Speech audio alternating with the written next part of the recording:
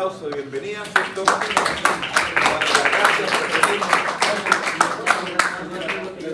Dale las gracias por venir, ¿cierto? Entonces, bueno, chiquillos, ¿cómo han estado? Cuarto medio, sobre todo. Supongo que tiene alta exigencia en este momento. Yo lo viví en su carne propia. Pero espero que en este proceso no se lleguen a romper y tomen en cuenta esto. Su autocuidado. Se mantengan en un estado de homeostasis, no se vayan ni se rompan. No quiero que sea un año que lo disfruten. Al final de cuentas es su último año. ella va a ser la camarógrafa, ¿Cómo se llama? ¿cierto? Ya que Gonzalo tiene una anotación de cariño, con mala voz.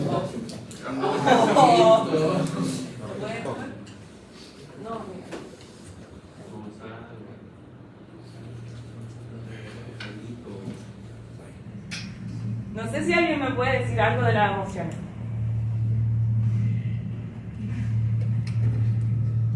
Algo que piensen, además de que lo agobien a ustedes. Es la forma en la cual como que podemos expresarse, como hacia el mundo. Claro. O sea, uniéndolo a lo que dijo la compañera, según un neurocientífico que se llama Antonio Damasio, es un programa de acción hacia estímulos que son de formato competente. O sea, es una reacción fisiológica. Cuando ustedes se sienten tristes, felices, tienen desagrado o están enojados, no es solamente un componente psicológico, sino que su cerebro está en una configuración que lo hace comportarse así. Yo antes de hablar de las emociones me gustaría mostrarles algunas estructuras que son importantes. Yo aquí les traje, yo alguna vez lo compré y lo tengo para mostrarles como las dimensiones más o menos de un cerebro y que al final de cuentas esto es un corte sagital, o sea que se parte por la mitad. Aquí se puede ver distintas estructuras. Nosotros vamos a hablar de todo el cerebro en general, pero más que complicarnos, es como mostrarles que, por ejemplo, por aquí está el bulbo raquídeo, el tallo, el cerebelo, el sistema límbico, no sé, pero el cerebelo, y eso, de momento para mostrarles con el modelo. Ya. Yo los que les voy a hablar son de los lóbulos, que principalmente sería el lóbulo frontal, donde ustedes generan y toman decisiones, crean soluciones para sus problemas, y por eso les duele acá cuando se someten a estímulos o a problemas, ya que desde allí llega todo el razonamiento de la información. El occipital, que tiene que ver con los recuerdos visuales, donde ustedes, por ejemplo, no sé, ¿se acuerdan de hace 3 años? El color de la polera que tenía puesta la mamá, que era de color rosada, con un dibujito aquí, con una flor. Eso se encarga el lóbulo occipital. El lóbulo temporal tiene que ver con la memoria también, pero más asociado con el gusto y con el olfato. Entonces, por ejemplo, el caldito rico que le hace la abuelita, lo asocian, es encargado del lóbulo temporal. El cerebelo, que por ejemplo, como puedo estar parada yo aquí, como ustedes me pueden estar mirando, como ustedes pueden estar escuchando, se encarga de todas las funciones más fisiológicas del cuerpo. Así que espero que más o menos, si bien a lo mejor no todos son científicos, pero tener alguna noción de lo que le pasa a uno en el cuerpo, igual es importante para mantener su salud. Ya, entonces, ¿qué pasa dentro del cerebro? Es un proceso neurológico. ¿Qué es la neurología? Se encarga de estudiar todo el procesamiento de información, que aquí sería entre neuronas. Esto se llama neurona presináptica y neurona postsináptica. O sea, es antes y después de la sinapsis.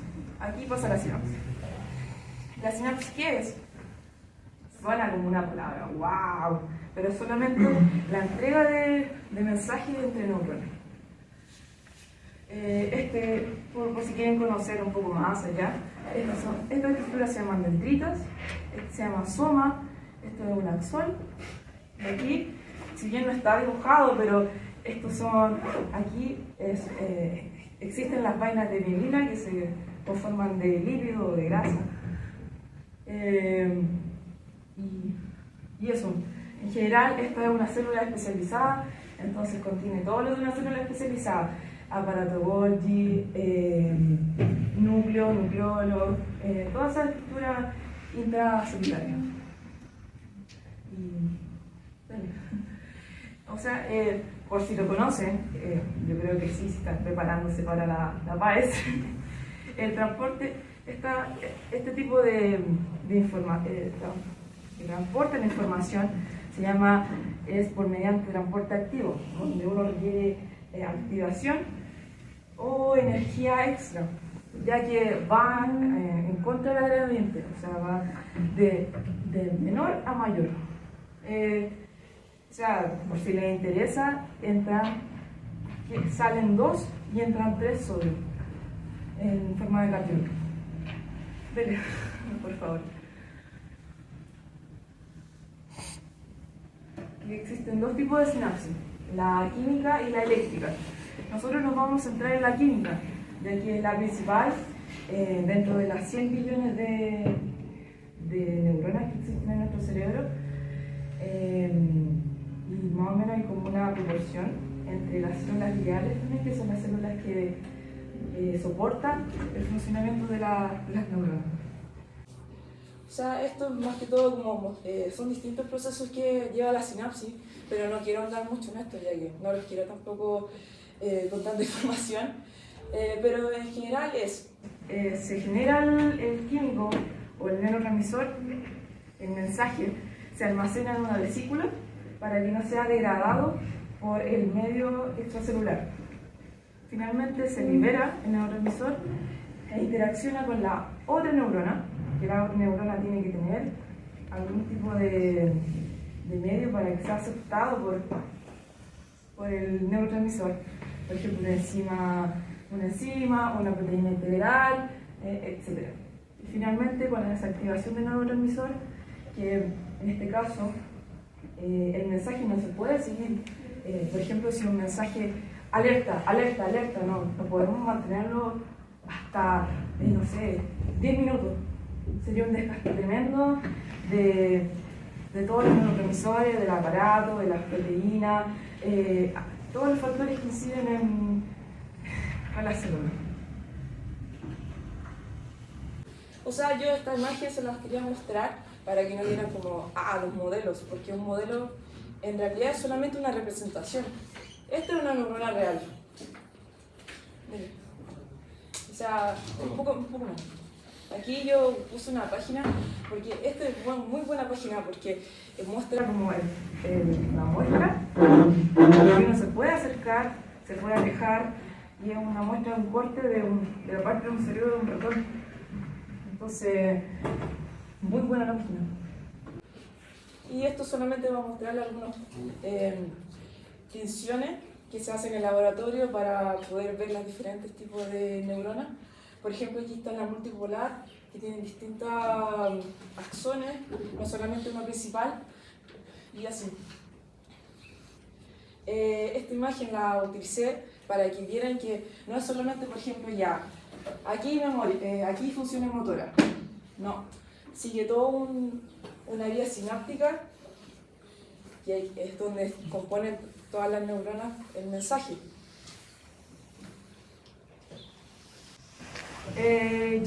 Ya le había hablado un poco de los neurotransmisores, pero ahora voy directamente a las emociones. Las emociones, como dije anteriormente, es una reacción fisiológica. Entonces, principalmente vamos a ir a los excitatorios y a los inhibidores. Aquí hay 2 tipos según el tipo de químico, pero después se lo voy a, si lo quieren ver, como química orgánica, se lo puedo mostrar.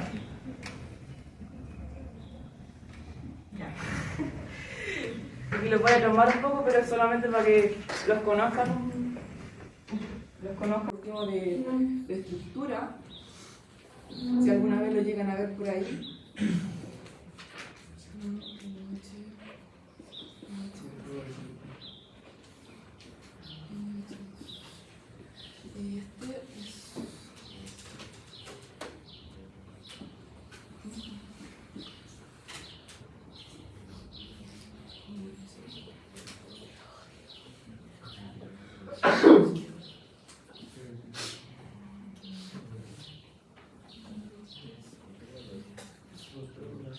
Ya, ahora que les mostré un poco la estructura orgánica, no se preocupen de esto, yo no voy a hablar de esto, solamente para que los conozcan. La dopamina es una emoción que no se mantiene en el tiempo, es solamente algo instantáneo. La serotonina, en cambio, por aquí iría la diferencia entre felicidad y alegría. Alegría solamente es una detonación esporádica de serotonina, pero la felicidad se mantiene en el tiempo. La serotonina tiene que ver con, por ejemplo, que uno se sienta satisfecho al comer, que uno se sienta con una buena autoestima, confianza, una seguridad en lo que hace, en lo que expone. Generalmente se suele asociar a cuando uno se siente importante en algún grupo o entidad. La dopamina, como bien dije, es algo esporádico y tiene que ver con el placer. La oxitocina, eso se suele asociar al amor, como pertenecer a una comunidad o a la reproducción, porque es secretada cuando la mamá lacta a su cría o a su bebé. Para poder que salga la leche tiene que tener un apego con el infante. Y la endorfina tiene que ver con la regulación del dolor y el estrés. Entonces, por ejemplo, gente que vive con dolores crónicos, este tipo de neurotransmisor no lo genera como debería controlar o debería formar parte de su proceso. Y esto solamente para mostrarles que ustedes pueden estimular la producción de estos neurotransmisores de bienestar, sobre todo durmiendo bien y comiendo bien, practicar algún hobby, no solamente centrarse en los estudios, bailar, cantar, gritar, incluso puede desahogarlo.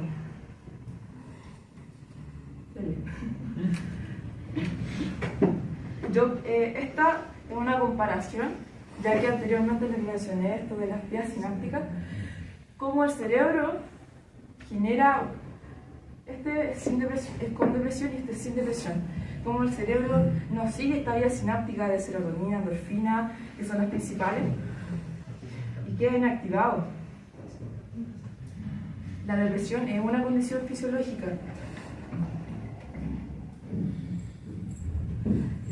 Aquí sería estas dos.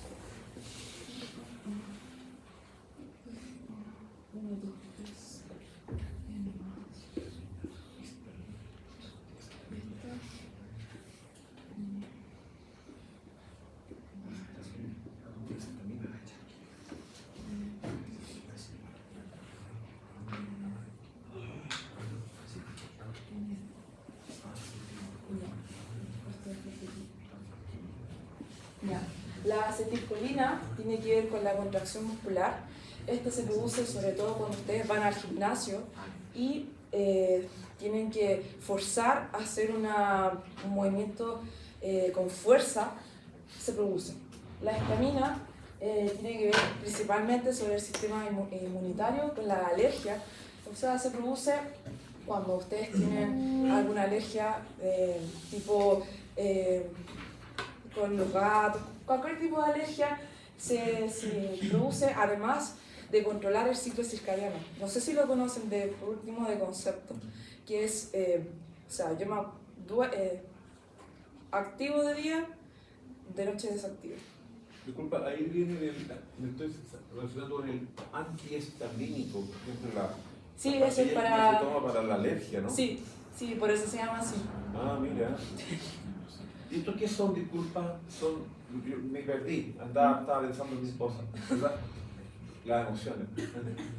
Acetilcolina, ¿qué es una sustancia química? ¿Es un neurotransmisor? Sí, es una sustancia química Ya. del cerebro, por así decirlo, si le quieren como neurotransmisor, es solamente mensaje químico, Ya. puente químico, por así como concepto fácil.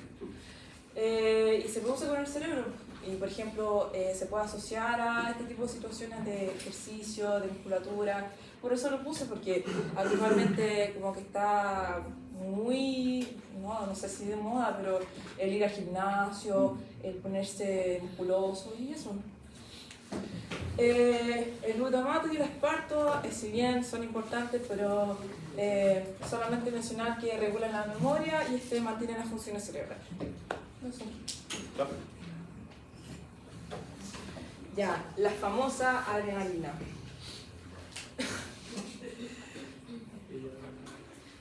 ¿Cuál es la diferencia? O sea, aquí también existe la diferencia de momentánea y prolongada. Aquí la noradrenalina se produce cuando hay un momento de estrés máximo, alerta máxima, y se tiene que actuar en el momento. Y la adrenalina es el proceso después, donde no sé si ustedes le han pasado algún tipo de accidente, donde no sé, por ejemplo, se han roto una muñeca o se han roto una pierna, y no sienten el dolor hasta como minutos después. Ahí está funcionando la adrenalina. Ese concepto no se preocupen, es solamente que la adrenalina saca energía de otro tipo de componentes, además de los carbohidratos en este momento. Y bueno, para terminar... ¿Eso glucogenólisis tiene que ver con el azúcar? Sí, pero no, o sea que, por ejemplo, hay un proceso que se llama detoxidación o fermentación aeróbica, donde ocupan otro tipo o otra opción para extraer energía. Pero de eso nomás es del concepto, no es necesario... ¿Pero tiene una relación, por ejemplo, cuando las personas consumen demasiada azúcar? No. Ya. Es otra vía, es otra opción solamente de extraer energía. ¿Pero no hay impacto en las emociones, el exceso de azúcar en el cuerpo? Sí. O sea, de hecho, eso iba a mencionarlo después. Vamos. O sea, estos son algunos consejos, tengan cuidado con el estrés académico, ya que todo esto de autocuidado, autoconfianza, sentirse seguro, sentirse bien, sentir que lo que uno está haciendo vale, con el estrés, con la adrenalina, con todo ese tipo de neurotransmisores inhibitorios. O sea, dice, practican el autocuidado, mantener hábitos saludables, planificar actividades diarias, ya que esto nos va a mantener con tranquilidad y nos va a disminuir la ansiedad. Y finalmente los inhibidores, que ya, lo anterior era, vamos, demos un mensaje, este no para. No, hasta aquí llega el mensaje. Entonces serían los principales, donde estos se pueden también estimular mediante la alimentación y acciones diarias. Entonces esta se la voy a mostrar ya que...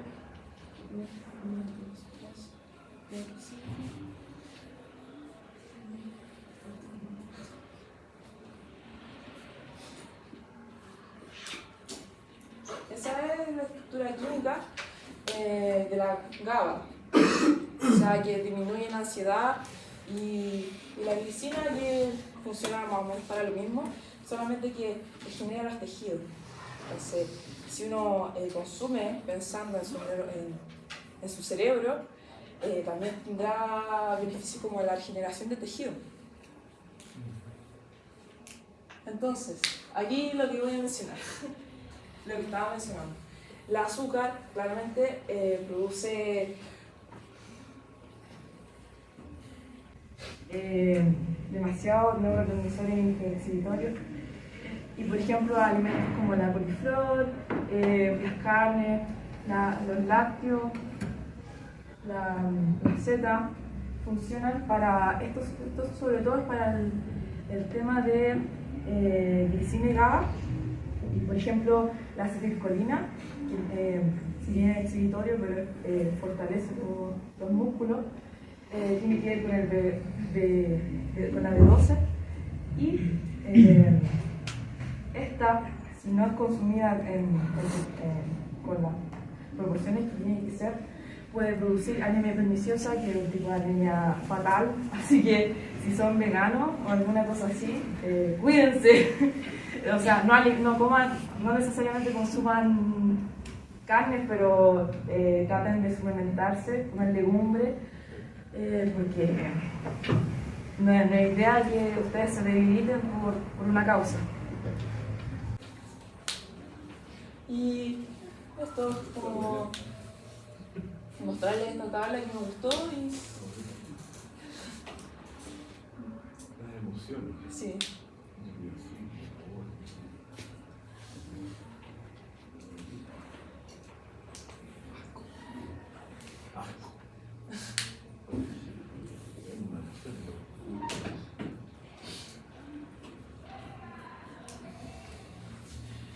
Dele nomás, me falta uno más. Sí. Curioso. Ya, en Chile, Como que nadie piensa que hay evolución o desarrollo de este tipo de cosas.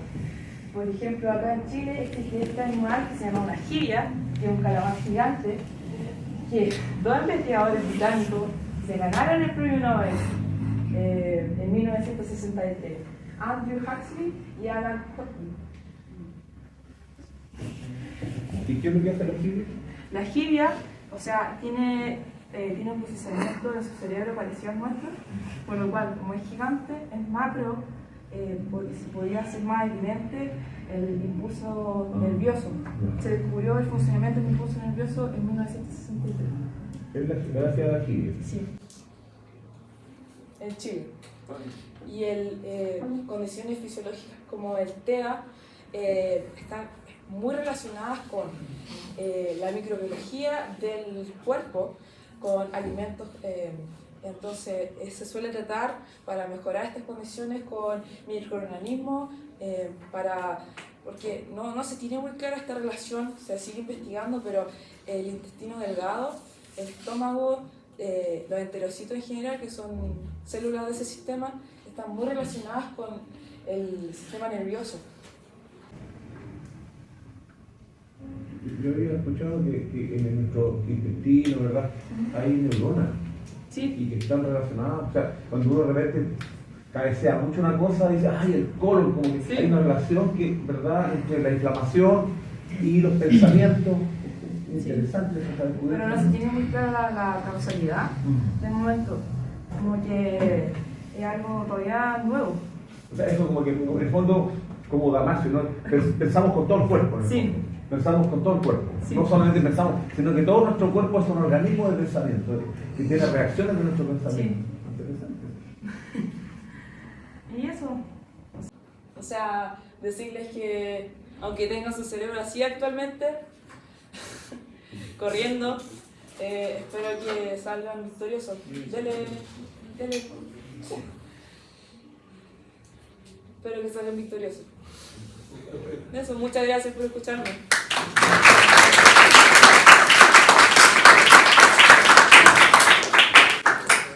Pregunta. No sé si quieren algún aporte, alguna pregunta. ¿Alguna pregunta que quisieran compartir? ¿Sí? O sea, fuera del tema, pero ¿qué estudias? No, yo estoy en... Es que yo quedé en otra universidad, pero yo quería estudiar medicina en la PUC. Entonces estoy determinada antes en esa universidad.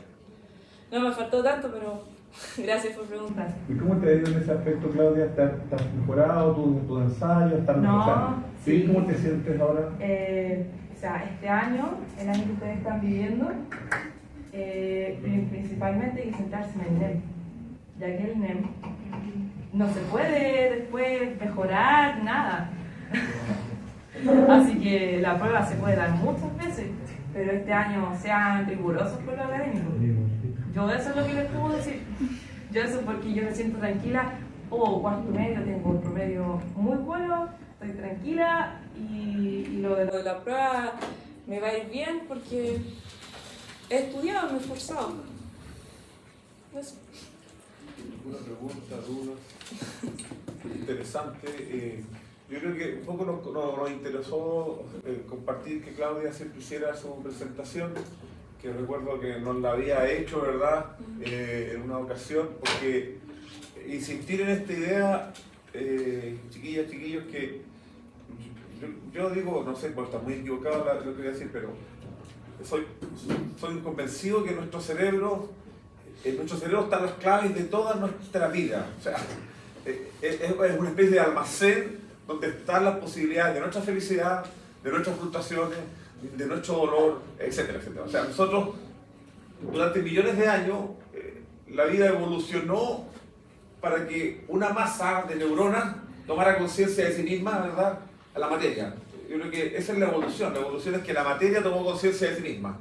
Y eso es en el fondo somos un cerebro que anda por la vida como la vida. O sea, es una especie de almacén donde están las posibilidades de nuestra felicidad, de nuestras frustraciones, de nuestro dolor, etcétera, etcétera. O sea, nosotros, durante millones de años, la vida evolucionó para que una masa de neuronas tomara conciencia de sí misma, ¿verdad?, a la materia.